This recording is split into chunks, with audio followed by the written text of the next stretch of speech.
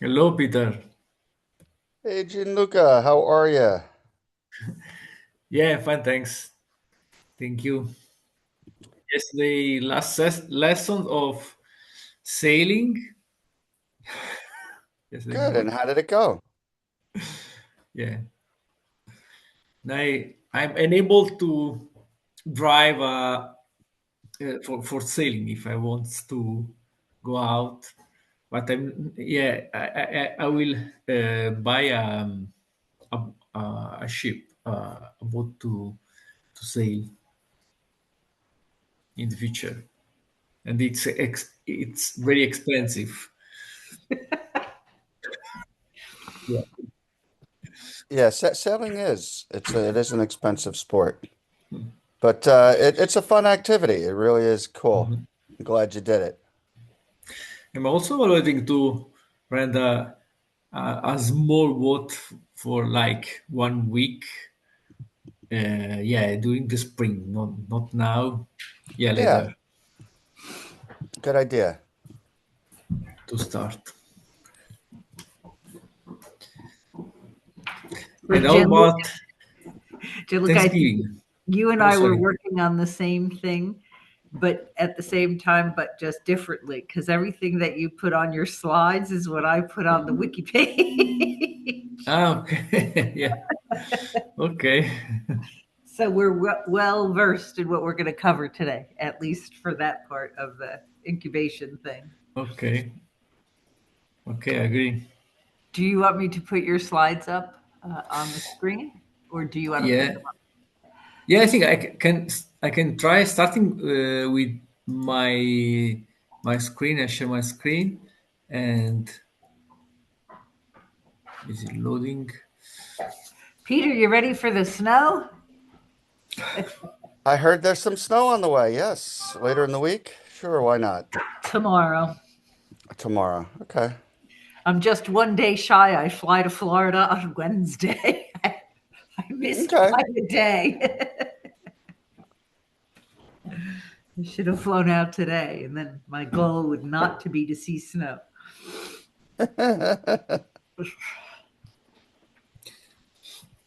Will it snow a lot of just a little bit? Um, I would say from December to February, every time it gets there's precipitation. I don't know if I can't say that word right. In the air, it's in snow or ice Ah, okay. because it's always at night cold enough to just Hmm. yuck. And if it's cold enough in the days, then your days are shot too. I personally, I can't walk in the snow. I can't drive in the snow. I can't do anything in the snow. I sit here in the snow. That's what I do. So Yeah, actually, we are the same because the it's cold also in Italy now. Just to yeah, I think we are have the same climate. yes, similar. Now we are like 40. Yeah, it's like 40, Yeah, that's about 39. what it is here. It Yeah. was a little colder this morning, but now it's up to like about 35, 40. Mhm. Yay. Yay. Okay. Yeah. And enough about the weather. Yeah, the weather neither it's not because it's not rain and also not snow, but actually around Christmas time we also can see the snow, but yeah, just a little bit. We are not equipment for snow. No, Yeah. our area can get nailed with a foot of snow once or twice a season, I think. Um, and we can plow out pretty quick. I think because it's the Northeast and it's so busy, you have to kind of get out. So all the highways get plowed out even before the snow stops, I think. Yeah. Um, Yeah, but it's also mandatory to have in Italy. It's also mandatory to have the equipment for snow, but we have once or twice of like 10 years snow. yeah, same here. Yep. Okay, yeah, Interest. I'm looking for the incubation thing. Hold on. okay, yeah. Two topics. One is incubation. I also Yeah, I'm also evaluating, but I read the details about incubation, and we should also public the roadmap. That's the requirements of Yeah, incubation so are here. I created a proposal, Hmm. and I'll just drop the link of the wiki page on it, basically, which is doing the same format as what they say, but this is a formal proposal that I'll give to the TAC. Now we have a unique opportunity here. I don't know if it's a good one or a bad one, but I'm going to bring it out to the group. The TAC changes hands at the end of the year.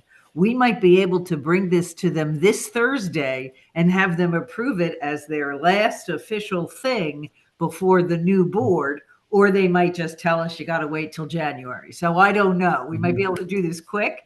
So I wanted to try to get this proposal over to them as soon as possible, but I did get stopped at the roadmap. So the proposal basically is just a formal package around those 5 things they need: the roadmap, the code base. What was the other things? There was like 5 Yeah, things. I can also share my screen. Yeah, There it is. here, yeah, it's the Yep. roadmap, and also the code base. And currently I'm working on the code base. I started last week to work on the code base, and also the maintainers. But we have maintainers at the moment. We have Yep. a small group of also So stable but what because I do know that they've done in the past, like I am not considered a maintainer because I do not do the code with the GitHub.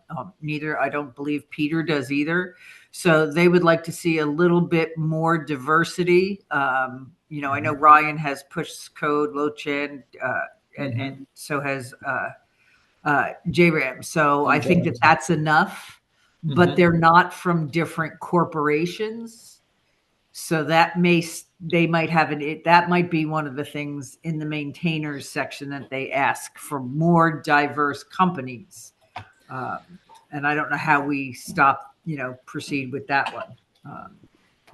I think to solve this issue, it's enough to create some pull requests for also for not non-code files. Like if you propose some work on license or on the documentation, you can also open a pull request, and Peter too, or other people.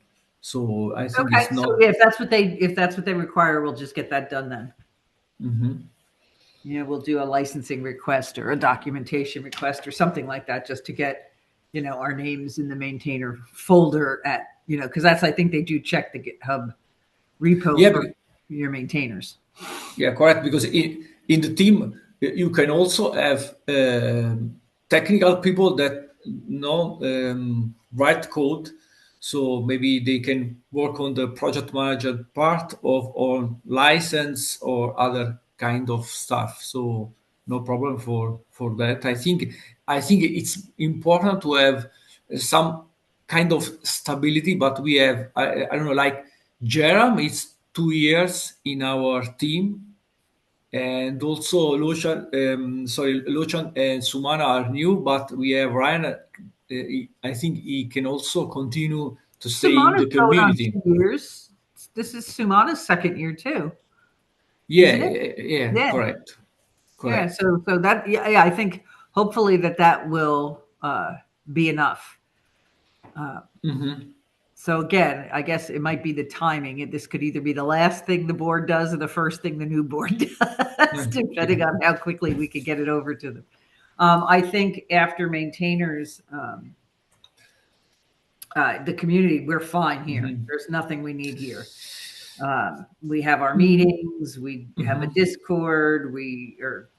I think we have a Discord. We don't use it. We use Slack, which is just fine too. You just, when we move out of incubation and we get our own wiki page, like a project wiki page, we have to just specify where we communicate. It can be Slack. They prefer Discord, but I don't, so whatever we wind up with is fine. But other than that, we are, and then they put us on the schedule for our reporting to them to let them know how we're moving along as a project. So that's fine too. They'll let us know what that is, and of course, we'll show up to our meetings. So I have no problem with the community. So we're good on this one. Okay. And yes, sponsors are advocate for the project. There should be more than one sponsor, and they should be from different organizations. They may or may not be committing resources to the project. It's not important any kind of resources. I think also they should talk about money. So in that case, sponsor, maybe we have organization or community or companies like sponsorship with not money. So I think we have.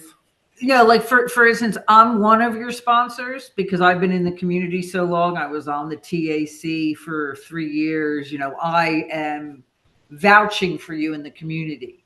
What they'd like to see is another community member vouch for the project as well. So I don't know if we could reach out to like someone like Jim Mason. I don't think David Boswell counts because he's like a Linux Foundation person. So let me see. I'm gonna, when I send the initial proposal or the request for the proposal to the TAC over to David, I was going to ask him about, do we need more sponsors?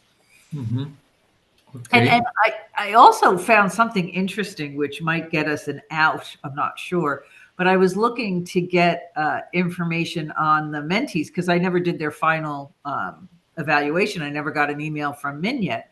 So I was looking through everything to see, the date passed and no one ever asked me to do anything. So what's going on? And there's another project, a mentorship project that we're associated with AIFAQ. Did you know this?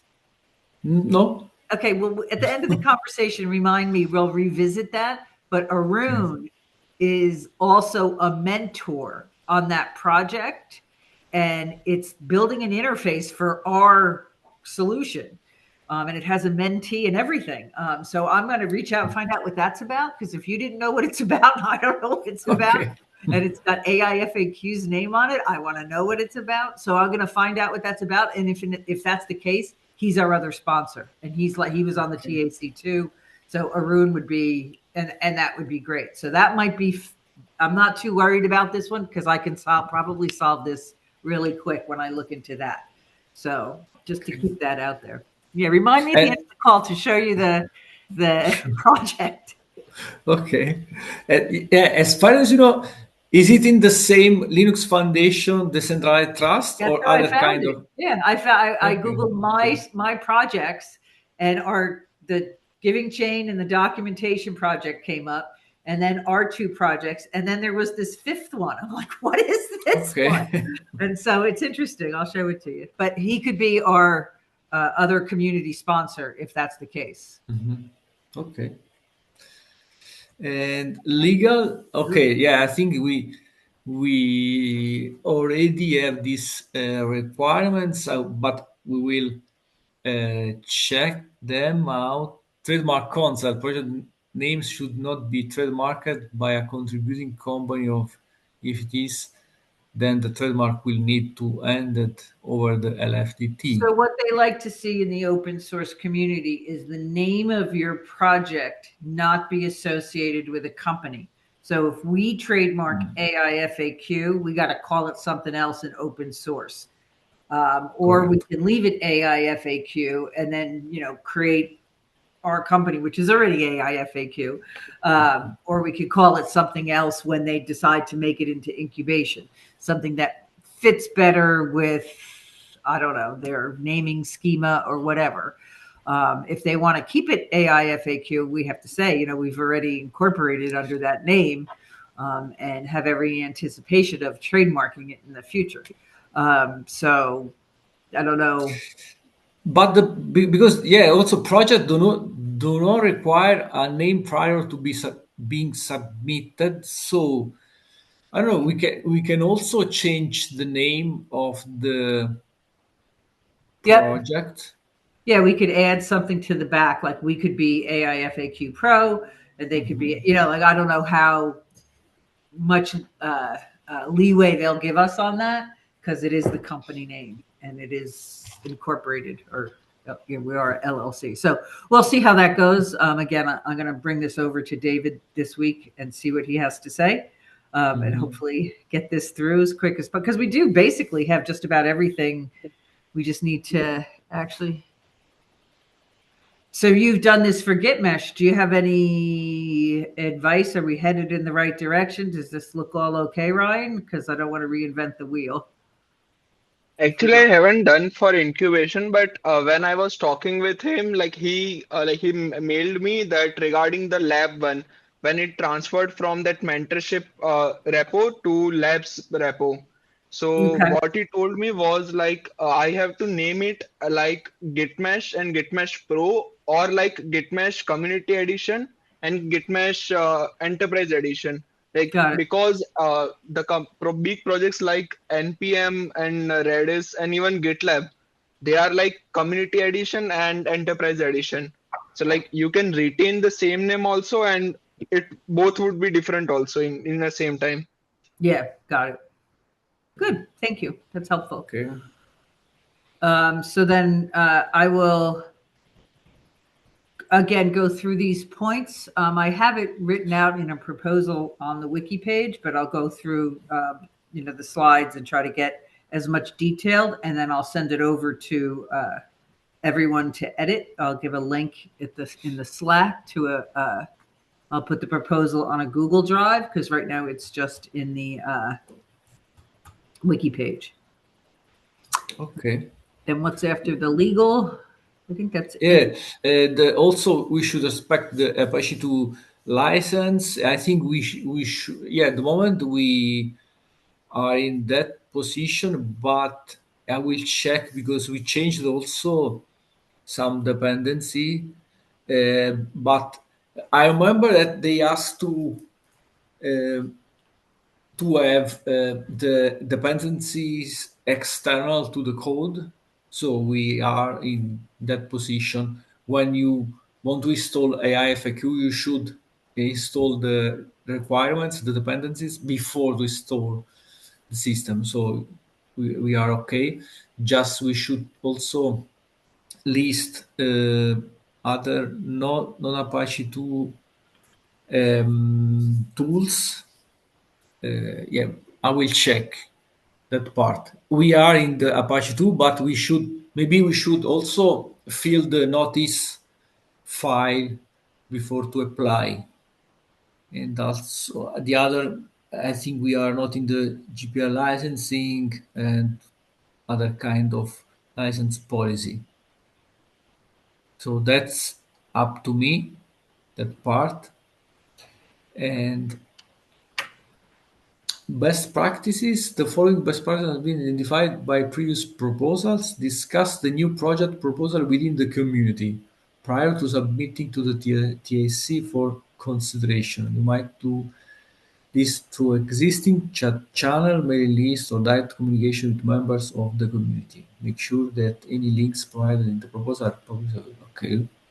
Yeah, maybe we can discuss with other people in the community before the submission. Mm-hmm. Yeah. Well, and I do. I'm a member of the Trust Over IP Foundation now for the identity piece. I've been sitting in on their calls, so maybe I'll bring this up at one of their calls and see what they think about it as well. So I'm just going to share my screen real quick. I don't know where it is. Huh. I don't have the option to share my screen today.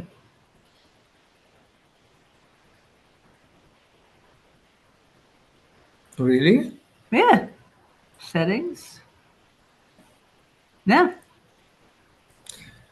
Oh, well. I might log in and log back on. That's so bizarre. It's just not in my Moors. Reset to default captions, whiteboard. Okay, I'll be right back.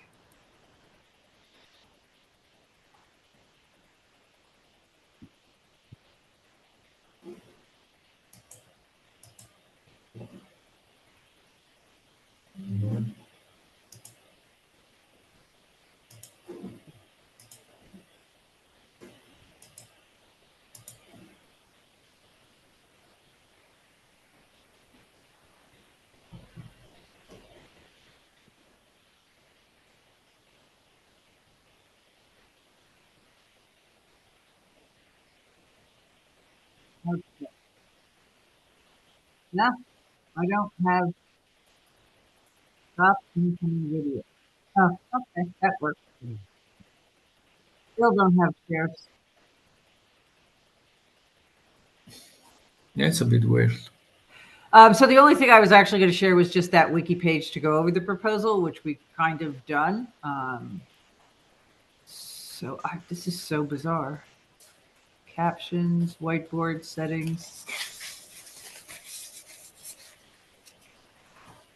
Yeah, something's going on with my video. Let me see if I can. Video settings.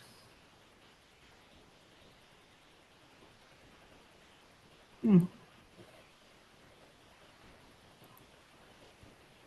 you have a toolbar in the Yeah. bottom part? Yep, and it says more, and usually share screen is on there. Right now, it's a different menu than I've ever seen, and it has whiteboards, stop incoming video, and when I press that, your videos all stop. Oh. So I just see your, and then start again, I can see your video feed. So for some reason, sharing is not an option for me today, which is okay because it's just the wiki page I was going to go over. The snowflake stuff, JRAM is not here. He did send me a message, which I'm just going to put right now in the chat. So there's only, you got to get invited to test, and he'll prepare user guides to practice that.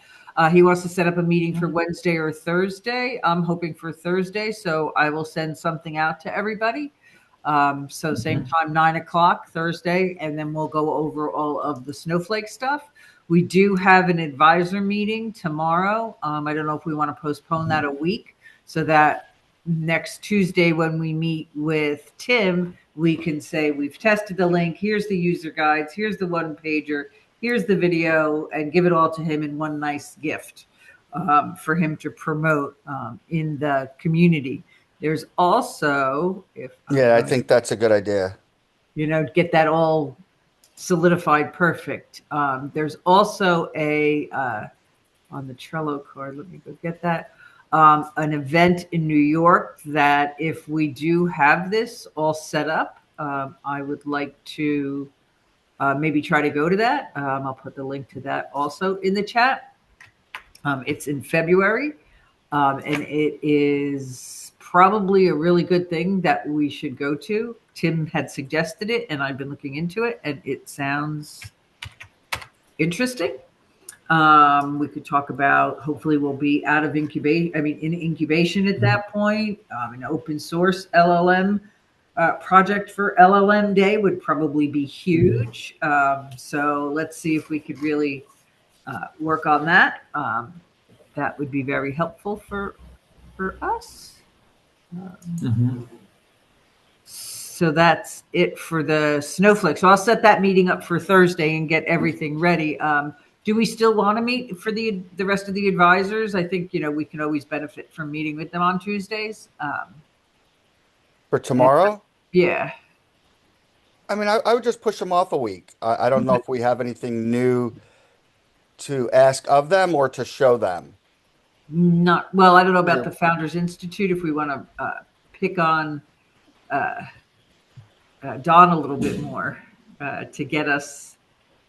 Well, I thought you left it off that you were going to reach out to FI leadership. Yeah, that's going to happen. Yeah, I'm going to try that. Yeah. Okay. That's where we left it. I honestly, I think it should be Don, not you, but yeah. Well, that's what you sort of said that you would do. Yeah, let me give myself a note on that one again. So I don't know if you want to do that or just throw it back to Don and say, I'd rather you make the warm introductions. I don't know how much a cold introduction's going to do, but we can give it a try. The only other thing I would say is that I sort of feel like we need to take two approaches. We need to try a bottom up approach and a top down approach. So where Don could help is make introductions to other chapter leaders and say, hey, can we roll this out to your chapter? Yep. Is there any meeting that happens with all the chapter leaders? I have no idea.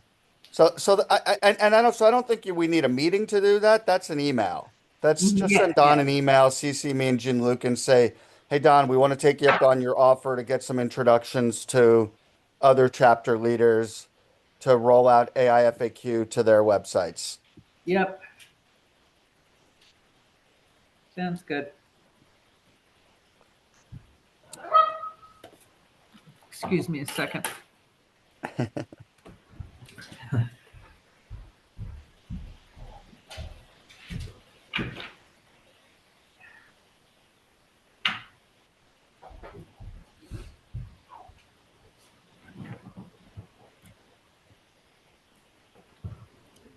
Okay.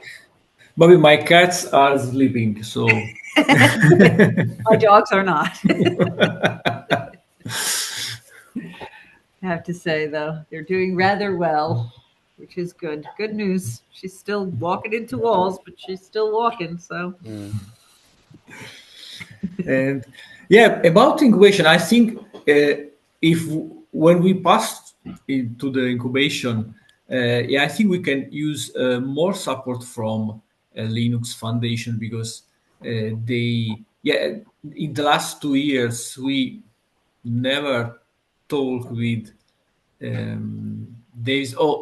Personally, I'm not talk with David or other people in the community. Maybe can be a good idea also to update them about the project or ask some well, there's a couple advice. things we can do just off the cuff. And one is they have that developers newsletter. And if we want, I would prefer somebody test it a little bit more. But go on to our webpage for the Linux Foundation, like our webpage, AIFAQ.pro, go to the Linux Foundation Decentralized Trust. And then there's an instance there where you can ask a bunch of questions about the difference between Fabric 2 or 1.2 and Fabric 1.3. Because I put all the information in. And if it tests out okay, I have no problem then, bringing this to the TAC, putting it in the newsletter, saying, because that weekly newsletter goes to all the developers. Check this out. You have any questions about putting your clients on the new version of Fabric? Ask your questions here. Do some kind of promotion within the community like that. But I just want another set of eyes on the tool itself to make sure it's flawless before we do that. So here, I'll drop the link in for everyone to just ask a couple questions about the difference. We can also conduct a kind of no, you cannot see. It's I think the mom test. Yes. What is that? I saw yeah, that book. I'm like, all right, did I write that? yeah. I think Peter is familiar with that. Peter, you're familiar with the book? Yes, yeah. I was told about this book years ago, and I've never actually read it, but I've used it extensively with ChatGPT and Claude to help startups with validating their ideas. And pretty much the problem is when most people interview customers, they try to sell them. And so you get false data. Or they make the mistake of like, oh, would you use this? And people say yes. And that's not an indicator what people say they'll do. A better indicator is what they've done in the past. So, so what this book does is it sort of guides you through some common principles of how to really test things so that as opposed to like, if you just ask your mom, do you like my startup idea? She's going to say yes, she loves it. So that's Correct. how it got the title. She will. Correct. And so what this does is, so many times I'll just take a startup idea and say, now put together a list of questions for the mom test. Give me 5, 10, 15 questions. And it puts together a series of mom style questions to gauge their to validate the problem, to gauge potential interest in the solution, to identify the severity and frequency of the problem, whether they'd be what alternatives they're using now, and whether they'd be willing to pay. for a solution. So, so anyway, Gianluca, you've started reading it or you finished reading it? No, I started. I in the 20 page, and there is a list of good and bad questions, and like yeah, for example, do you think it's a good idea? It's a bad question. Yeah, bad question. But a good question. It's like what are the implications of that when you talk about a problem?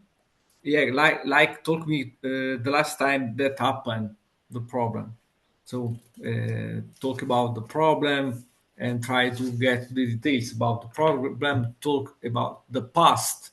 um, do not mention money or idea or solution, but it's very important to dive in the problem and to in the direction of the pain. Correct. Start by validating the problem, not your solution. Yeah. So, all right. Yeah, so anyway, I highly recommend reading it, especially if you're want to keep conducting more interviews with prospective customers and startup founders, etc. Um, I don't know what you had next on the agenda, but I don't know if you wanted to dive into the calculator. Yeah, yeah, absolutely. You want to pull that up? Yeah, I think it's that one. I don't know. Yeah, it's that one. I try to zoom out. Okay. All right. So just explaining the first thing. So when you say basic or standard, can you give us some information of like what do you get, what's different that you're getting between one and the other? Okay. And so because it's hard for me to say, okay, if we add another, so let's say we're adding Bobby, like how would I apply Bobby to this calculator if we're adding, if I want to see what it would cost us to run, another instance for Lou Kerner, for Crypto Mondays, or another FI chapter, or like how do I use this calculator to figure out what our cost would be to support that customer? Okay. Basic is I think for POC because it's a small machine in AWS, so it's not perfect for use. Yeah, if you have just one user to use the system, I think it's the best way is to use small. If you have like two or three users and you have also some What do question you from classify as a user? The administrator or the users that are hitting the chat bot and asking questions? yeah the second one using that ask question. All right. So if there's three people asking questions, three people on a Uh, daily uh, basis, three Sorry, people. no, it's the technical T3. It's the is to understand the kind of machine. T3 it's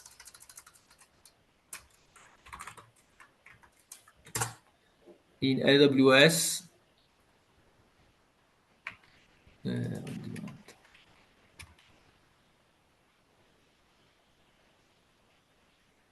Please. Yeah, I think it's loading. Bobby, I need you to translate But okay. the Italian. Oh, yeah, sure. Yeah, Let me get my other glasses. yeah. I think I'm. Where is Has anybody ever tried those yet? The translation glasses? No. I have yet to try them. I'm dying to, though. okay? Okay, T3 small. It's that one. 2 GB of memory. I don't know if it's enough, but for a POC can be enough. That's the price for each hour. So I'm trying to translate into again, the context I'm giving you. So what would you recommend for Bobby? Yeah, I think that one. At You would least that recommend she go one. with the medium. At least. What would happen if I At went for the least. medium and I capped out? Would it just kick me to the next machine? Would I get an error? Like how would Yeah, it's too slow. You receive your answer too slow, got it? And so anyway, I'm and seeing a price that's transactional of 4 cents, 4.16 cents. it's Oracle means each hour. So if you want to have the monthly cost, you should Oh, okay, so um, they charge a flat hourly cost. yeah, hourly And it cost. doesn't matter Correct. whether we're doing anything with it or there's 1,000 people asking chatbot questions. It's the same price. Yeah, for AWS it's same It's price. just for storage. Yeah, for storage and yeah, the CPU and for CPU, so the calculation and also the memory, All right. All right. REM. So go back to your spreadsheet. And That's so let's do one for Bobby. So Bobby, she would use the standard, and so that would be $55 a month. Now again, I asked this before. Does every time we add a new customer, are they getting their own AWS instance or no? uh,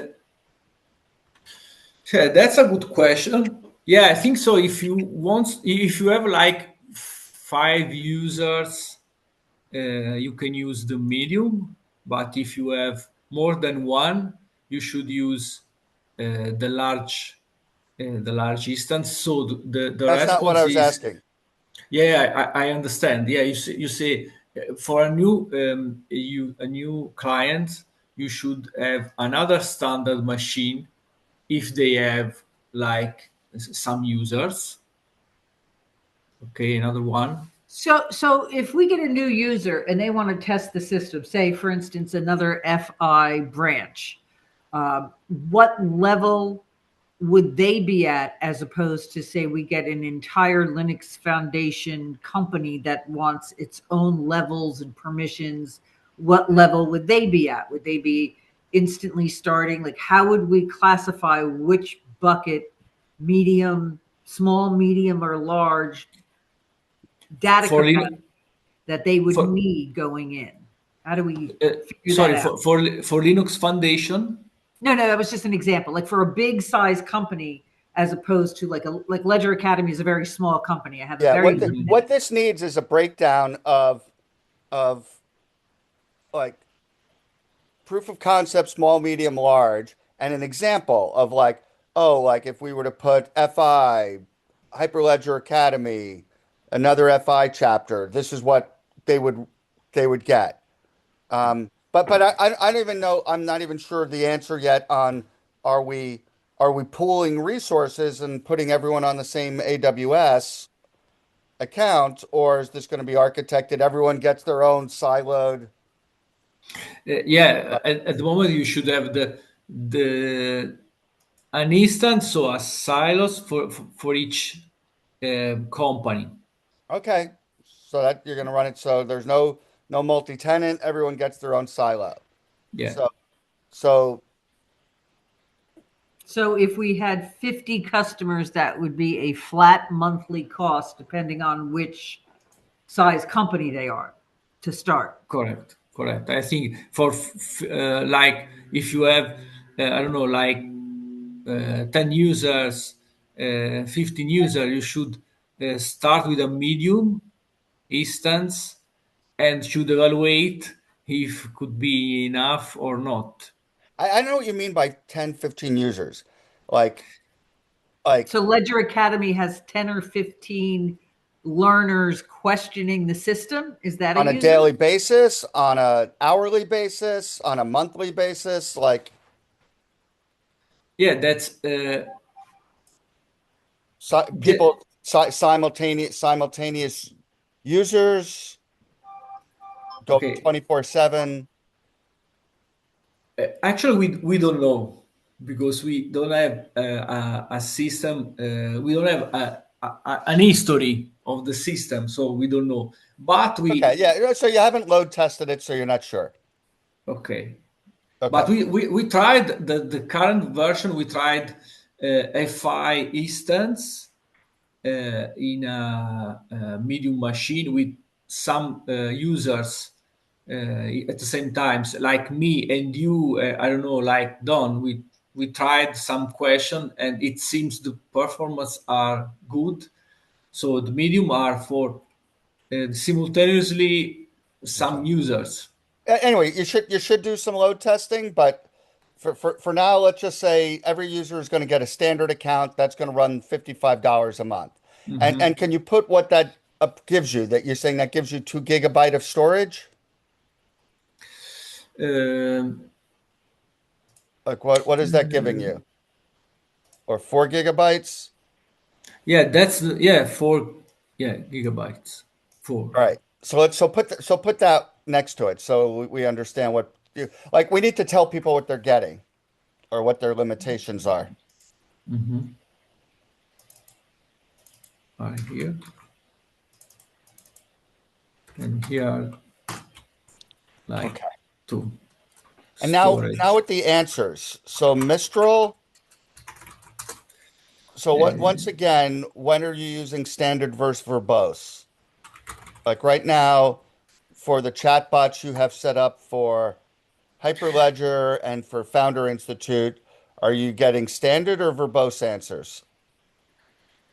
I don't remember. I think it's large at the moment, verbose, because we have yeah, we can try. It's depend on the size of the response.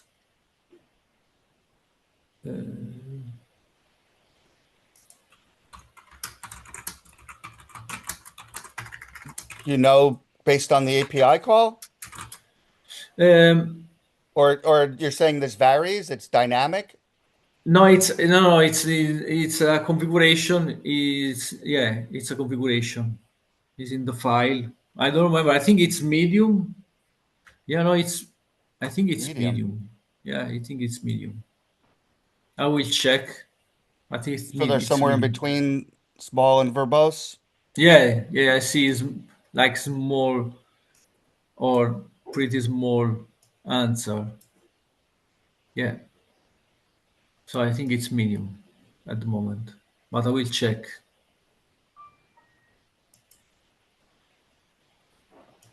Okay. Yeah, And then scroll actually, over a little. What's the cost on that?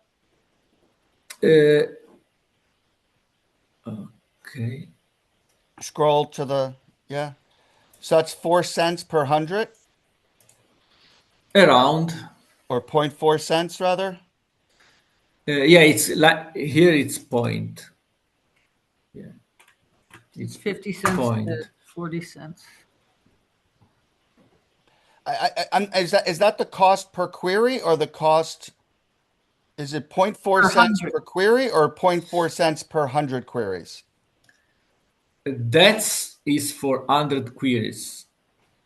Okay, that's the cost per 100 queries. Yes, correct. But it's yeah, it's an estimation because we can estimate because the real cost is for token if you are in the Yeah, yeah. upstream So give or us in give the us the down. token price. Uh, Show us how you sort of came up with this then.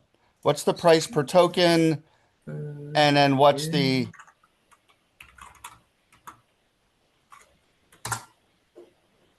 okay, pricing is not that one, but it depends of the model API price. Okay, missile medium. Uh, Missile medium, it's 0.4 for each input is million that per of million token, tokens? million token, and $2 for output million tokens. Yeah, so your prices are way off. There's no way 100 queries comes to zero point 0.4 cents. Actually, I remember 100 queries is not using a million tokens. no, I don't think so, but I estimated the cost using our history. We have a small history of the cost of Medium. Show me I your math see. then. I'm not following how you got to Okay. Yeah. Yeah, it's like you're like you seem like you're an order of magnitude higher based on those numbers. okay. Yeah. We can also calculate in different way. We can Like, can you have, just log into Mistral and see what your yeah, costs are? that's it's not that one. I think it's one here. Five be here, no?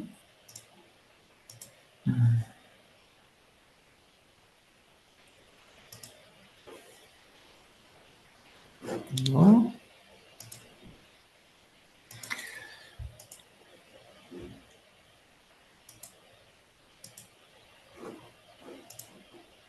Where is? Okay, I think here.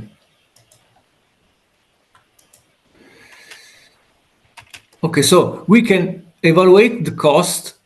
That's December. We can use, for example, here Well, with switch to analytics. November. Okay.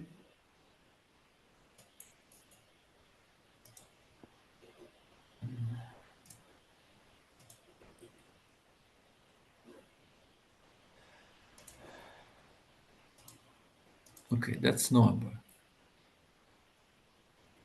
And Yeah, how much here, did you get charged? 32 cents. yeah, euro. It's pretty similar to dollar. So it's Yeah. like So 32 30. cents for how many? Okay, we use it.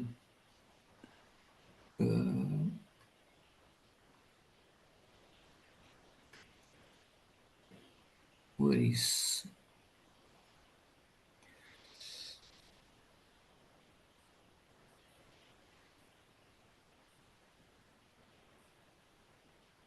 Okay, different sites. I don't see the number of token here.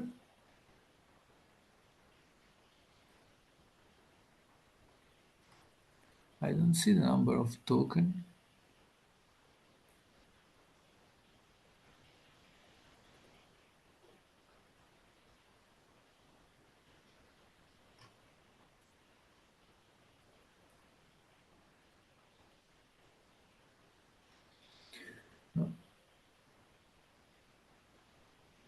I don't see the number of token. I just have the total for each. Maybe here. No.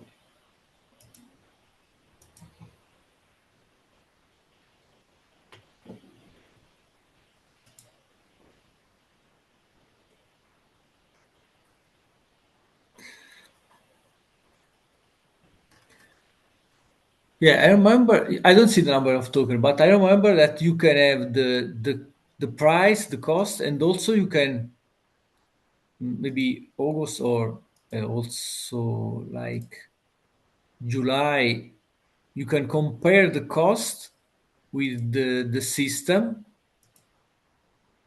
and you can have how many questions for each dollar for each.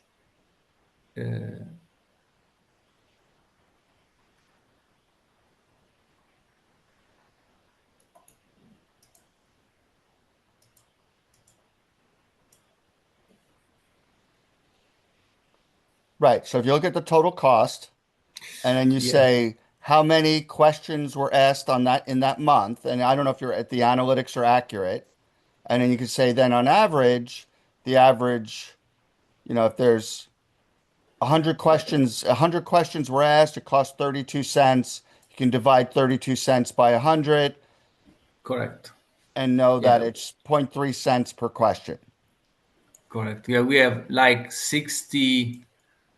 Yeah, I don't know. It's not. Yeah, it's November. It's 60 question in November, and we have 32 cents.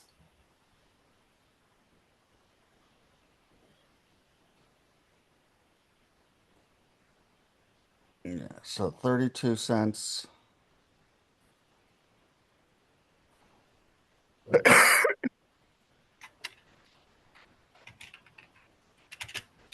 Comes to like 0.53 cents per question.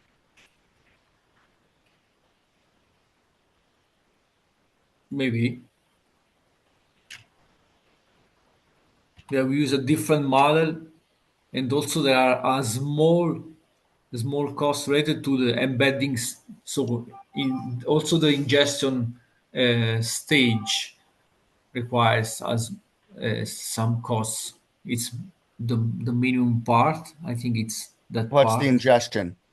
Yeah, ingestion. We can also use the Mistral embed model for to transform the token to the vector for that vector database. So the ingestion is Is that also what you're using when you upload new data? You're using Mistral to do the embedding? correct. See. Okay. So anyway, so you need to break out these steps to upload. If there's someone's uploading, if you need to do the embedding and someone's uploading, a megabyte of data versus 5 gigabytes of data, what's if there, and there's a cost for the embedding of that.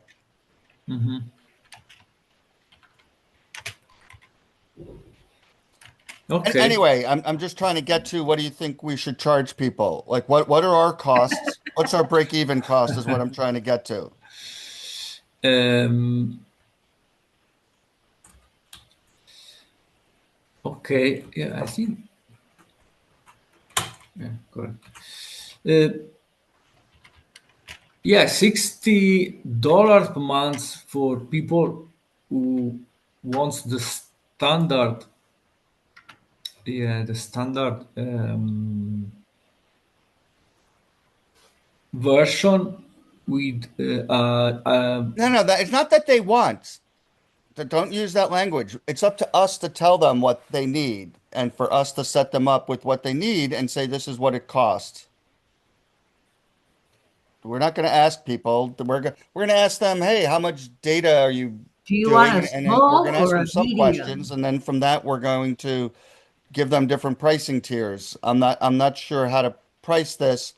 So you're saying 100 queries. You said a cost of go back to the right. yeah, I can also maybe here. So point 0.4 per 100 queries.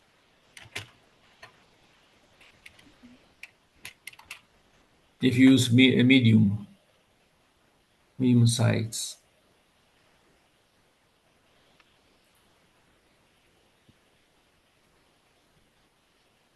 And I had 0.53 per. So again, go back to how you calculated this. Yeah, I started with the in yeah in July we have like So August is three 101. What did other August one. cost? Yeah, okay.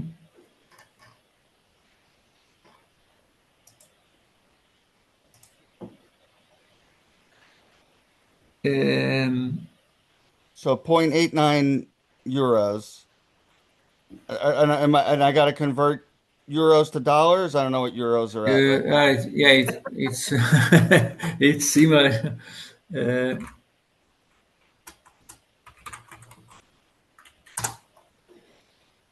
yeah, like So 1 euro equals uh, 1.16. So I need to take yeah, it's 0.86 similar. One point. euros. So that comes to $1. Yeah, around $1. Okay, so $1 it cost in November. So here, put this on your spreadsheet. Put $1. Yeah, it's not the, because in November I see also this purple cost, and purple it's connector, so maybe it's agents, because I remember that in during the summer I also tested agents, and they are very expensive. So we have uh, part of the cost. Okay. So anyway, let's just stop this exercise and you just need to come back to us with numbers for what it cost and explain where you got those numbers from. Yeah, If you're yeah. including a bunch of stuff that like is not part of someone doing a Q&A, then don't include that. But so yeah, I don't. It's not easy to have a number. It's not easy to have a number. Also because, uh, yeah, I think we can start with 1 month with. Can't you run a query right now and have it come back with how many? Like you Yeah, should we be able to can. run a query right now, and it'll say how many tokens. Does it respect? Does it tell you how many tokens were in that query? Like does Mistral log things? Does Mistral have a log that, hey, this was my input, this was my output, and Okay, and which literally you question? just you do unit economics. Instead of trying to break it out to okay, what it averaged out to 100, literally just do one. Oh, This is a question, and does it come back to you and tell you this is the total number of tokens used in the input, this is the number of tokens used in the output, and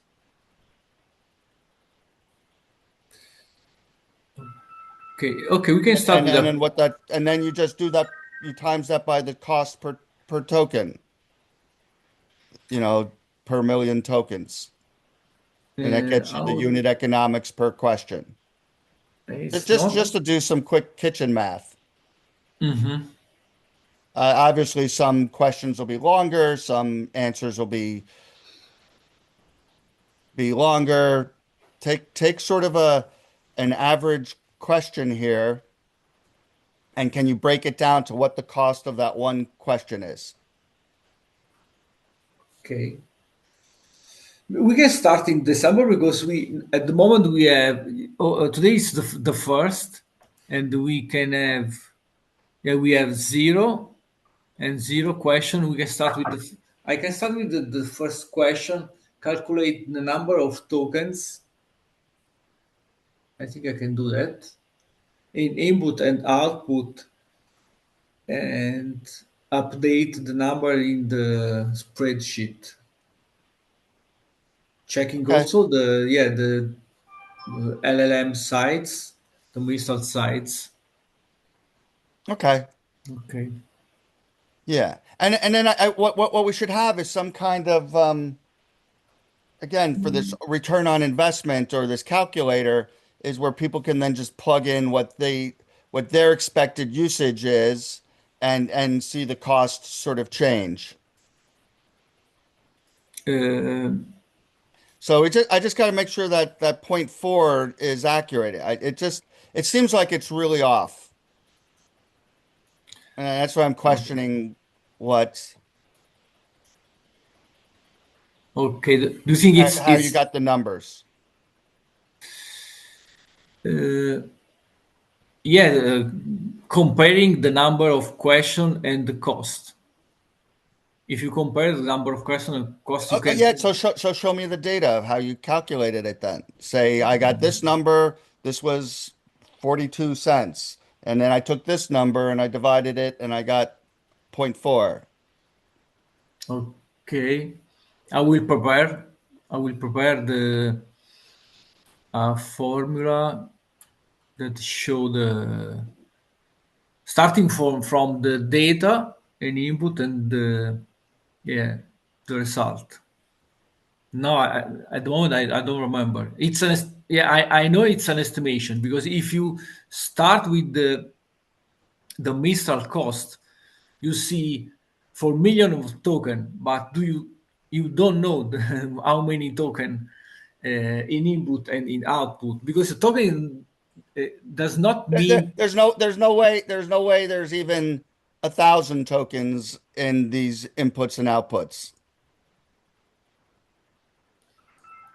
uh, You're giving people, you know, 15 to 20 word questions as inputs, and you're getting back, you know, 50 to 200 word outputs. Um,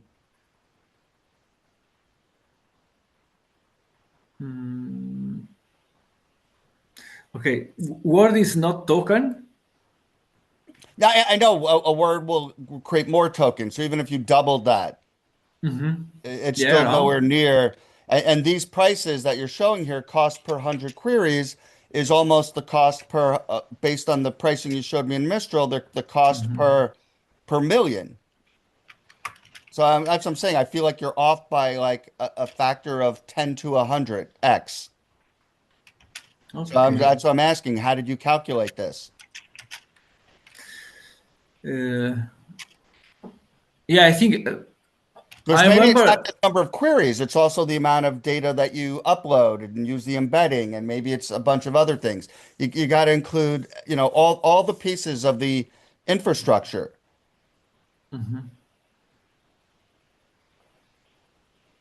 Okay, yeah. First I will split the embedding and the inference costs, Okay. and also when I recalculate this part, and I will show you the formula with the input and output. At the moment, I don't remember.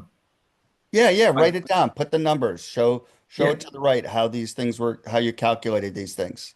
yeah. We can restart with from scratch because now it's the first. We have zero question in December, so we can start with the ingestion and also the inference. So asking But when questions. you make an API call, it doesn't return and tell you how many tokens it used for input and output. That's not part of the results on an API call. I will. I don't know. I will check if you have the number of token. But I think there is a way to figure out how to calculate number of tokens starting from a question or an answer.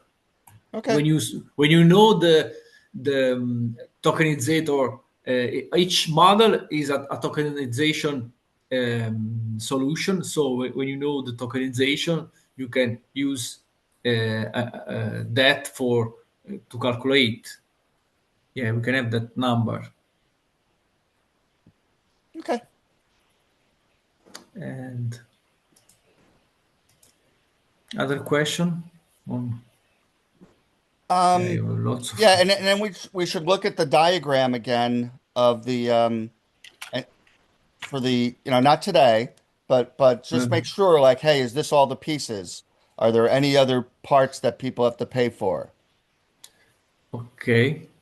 Just to double check all the different components. So infrastructure, then API costs, and yeah, I think it's we have not other costs. Yeah, infrastructure, so AWS and the API costs.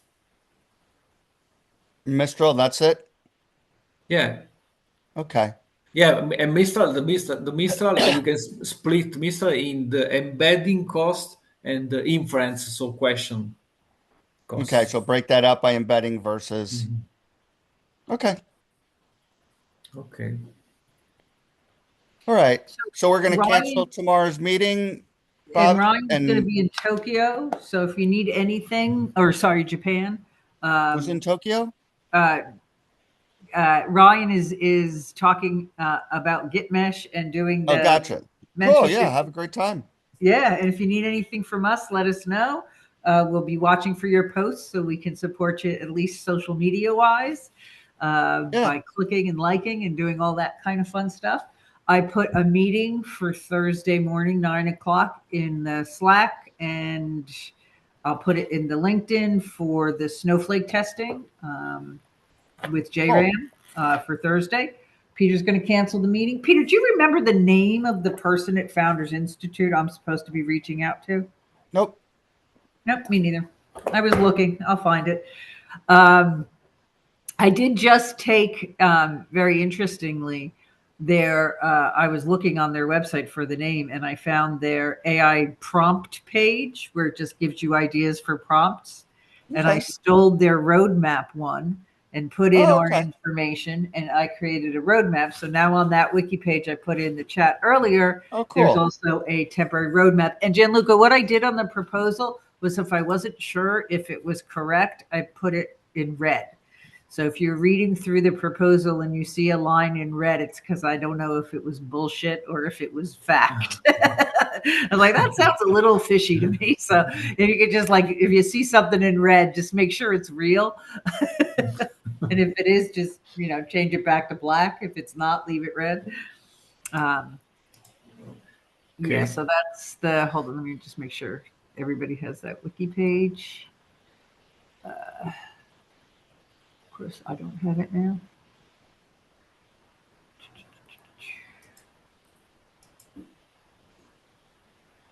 Yep, that's it.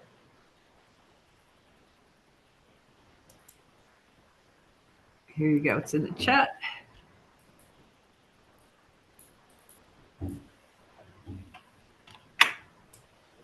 Right now. So that's the wiki page. It has the formal proposal I'm working on. And then underneath, I have a section called worksheet, which is where I'm working on the 5 sections, the roadmap, the maintainers. And, and if we can clean that document up, I can send it over to David as soon as possible. But that's what I'm working off of, is that if we want to put it in a Google Drive, because it's easier for people to work with, that's fine too. I just put it on the wiki page because I can find it easier that way. Okay. So I'll see everybody Thursday. See you on Thursday. Okay. Bye. See you. Bye. Thank you.